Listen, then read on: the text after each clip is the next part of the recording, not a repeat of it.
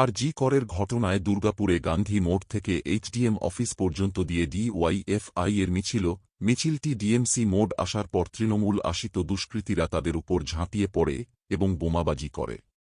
বেশ কিছু জন ডিওয়াইএফআই কর্মী তৃণমূল আশ্রিত দুষ্কৃতীদের হাতে মার খায়।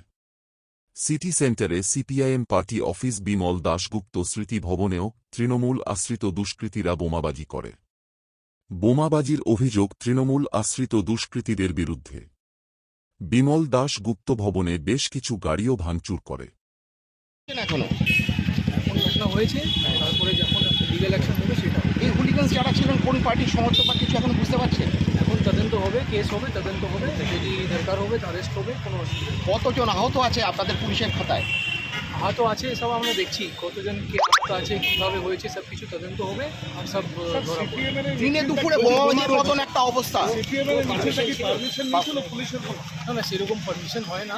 আর বাকি যে আছে আমরা সব তদন্ত করে দেখে নিচ্ছি, এদের কি সবাই যদি আছে ইনভলভ আছে এইসব ইলিগাল অ্যাক্টিভিটি করে সবাইকে। পুলিশ আগে থেকে এখানে ছিল, তারপরে এরকম একটা ঘটনা ঘটে। সেরকম পুলিশ ছিল এখানে, সেজন্য আমরা তাড়াতাড়ি অ্যাকশন নিতে পেরেছি আর ক্লিয়ার করতে পেরেছি। পুলিশ আহত হয়েছে, আমরা তাড়াতাড়ি অ্যাকশন নিতে পেরেছি, এখন ক্লিয়ার করতে পেরেছি। আর বাকি যে আছে আমরা কেস করে ইনভেস্টিগেশন করে অ্যাকশন এটা আমরা দেখছি এখন। কতগুলো বোমাবাজি হয়েছে এখানে? সব আমরা দেখছি, ইমিডিয়েটলি আমরা কিছু বলতে পারছি না, কিন্তু আমরা সব কিছু দেখছি। কেস হবে, ইনভেস্টিগেশন হবে, ওটা নিয়ে কোনো অসুবিধা নেই। এখন আমরা আঙুল তুলছে সিপিএম। প্রথম জিনিস আছে যে আমরা এখন এনশিওর করি যে সব নর্মাল থাকে, এটা আমাদের প্রথম এনশিওর করার আছে, সেটাতে আপনারা একটু সহযোগ, ঠিক আছে।